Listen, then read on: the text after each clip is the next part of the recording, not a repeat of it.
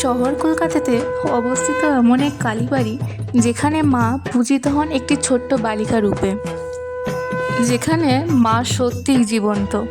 তার প্রমাণ রয়েছে অনেক, যেমন মায়ের নিঃশ্বাস নেওয়া, মাঝে মাঝে চোখের পলক ফেলা, কার্তিক মাসের অমাবস্যার রাত অর্থাৎ দীপাবলির দিন তার আরাধনায় সমস্ত খারাপ শক্তির বিনাশ ঘটে। ভক্তদের সমস্ত কষ্ট নাশ হয় শুধুমাত্র মায়ের দর্শনে। যারা বলেন আমার মা পাথরের, আমার মা শুধু কেবলই এক মূর্তি, আপনাদেরকে আমি অনুরোধ করে জানাচ্ছি, আপনারা দয়া করে মায়ের কাছে একবার যাবেন, একবারটি যান, তারপরে আমায় জানান যে আমার মা সত্যি নাকি পাথরের। জয় মা শ্যামসুন্দর।